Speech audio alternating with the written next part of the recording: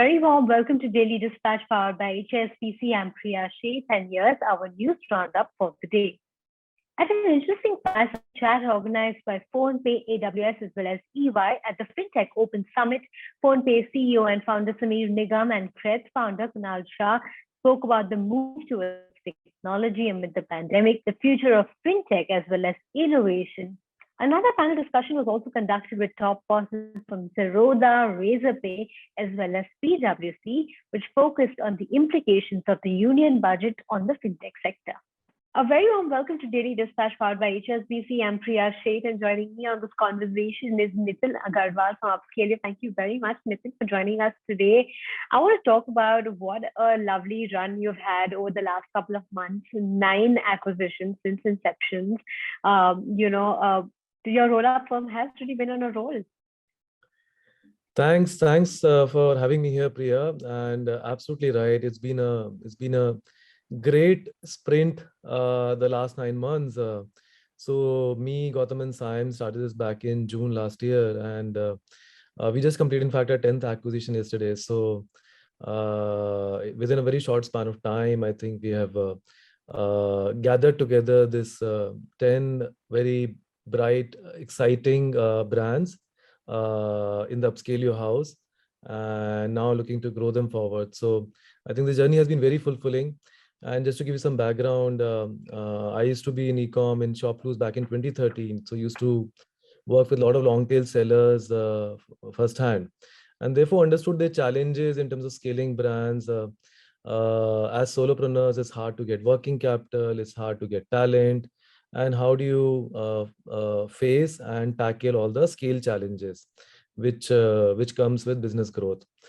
And in my last role at Purple, I also saw the huge consumer demand explosion happening, wherein consumers are now ready and hungry actually for more brands and differentiated brands. And I think so. On one hand, there's a lot to be solved on these brands and on the seller ecosystem, and the other side, consumer is hungry and raring for more. And if you put 2 and 2 together, I think this is where the genesis of our business has been, that we partner with these exciting brands, bring them on board, and then go forward and scale them up to create multiple 100 crore plus brands. So I think the first leg of the journey has been super exciting, and I can't just wait for the next leg to kick off. Right. We're excited about it as well. And, want to understand from you now, what's the game plan now? Are you looking at more acquisitions or are you looking at consolidating and or focusing on these brands as you build their brand journeys and scale them up further? So what is the game plan for 22? Yeah. So it's a continuous cycle, Priya. I think we are kind of nearing the close of a first wave of acquisitions. And since October, we started operating. So it's been about 4 or 5 months since we actively started operating these brands. And also, so we have a dedicated M&A team, which is looking out for more brands. So the depth in the ecosystem is huge, which means there are more such exciting brands out there which we believe could be the right fit for UpScalio. So we are still looking for more brands to come and join us. And on the other side, the growth team focuses on managing growth of the brands which we have onboarded across supply chain, e-commerce, marketing, and P&L management.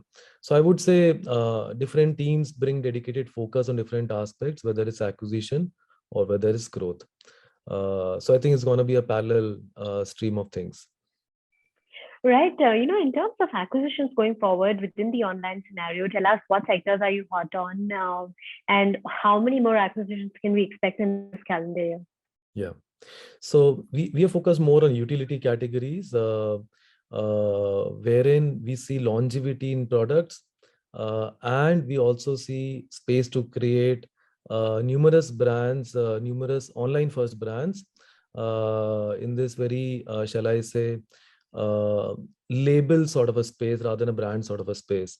And I think that's where UpScalio can come in and help these brands scale both on the consumer demand generation front as well as on the backend supply chain management front. So we are looking at doing another 10 to 15 acquisitions So by 2023, we should have about 30 brands in our portfolio. Right, interesting perspective out there. I want to also talk about ecosystem. We're seeing so many roll-up firms now. Suddenly there has been a burst of roll-up firms in the ecosystem. Do you think that there is a clash when it comes to valuations because there are so many seekers at this point in time? I would also say there's space for more roll-ups to operate in this space, because again, the depth in the seller ecosystem is huge. So, and you've seen a huge explosion of D2C brands coming up forward. Within beauty alone, there are 100 plus exciting brands. And then when you look at fashion, when you look at utility, this number only increases, right? And different roll-ups are focusing on different categories. For us within utility, we see at least 300 plus exciting portfolio of 300 plus exciting brands or business assets which you're looking at. So there's a healthy pool for us to choose from, and I believe there's space for more roll-ups to come in, and also look at other assets, whether it's in utility space or other categories. So I think this is still very early phase in the India's roll-up ecosystem. I mean, if you look back in ecom, say 2012, 2013, there used to be some 30 marketplaces, right? The difference is vis-a-vis any other consumer sector, this is not a winner takes all market. So these are consumer companies which will operate these brands independently. And therefore, in some categories, we might compete with some roll-ups. In some other categories, will we stand alone. So I think it also shows maturity of the ecosystem, that now marketplaces have brought in huge demand, and that's why so many of these brands can scale very quickly and very well. And as they face scale challenges, they need capital, they need talent, they need expertise. That's where they find a nice home in roll-up ecosystem. So it also gives a good exit to founders who often start with a lot of dream and ambitions, and along the way, when they start facing scale challenges, they have a nice home to go to and kind of partner with roll-ups to grow forward. So I think it's a win-win for everyone in the ecosystem, from marketplaces to young seller entrepreneurs to say roll-ups like ours, who are keen on getting great assets and then growing them further. Right. Nitin, tell us what kind of investments do you require at this point in time? Because to invest in all these companies, I'm sure there is a pool of resources that is required at your end also. So tell us, are you looking at raising a fresh set of funds at this point? Yeah, so I mean, in this business, capital is raw material, right? So for acquisitions, so there are always investment conversations going on. We are also blessed with a great set of internal investors who continue to back us even going forward. Without disclosing too much, what I could say is we are very well capitalized, and I think our investment pipeline also is looking very healthy in terms of how we move forward. So I think capital at this point is not a challenge for acquisitions, but yeah, many things are in the process. Right. Nitin, a final question before I let you go on revenues. What kind of revenue targets do you have at this point in time? At the end of FY 22-23, are you looking at a significant revenue jump? Yeah. So we are already about 300 crore plus revenues. And I think that's the most exciting part and most gratifying part about building a roll-up. And especially this model is you're not talking about valuation, we are talking about solid revenues, and you're talking about profitable revenues.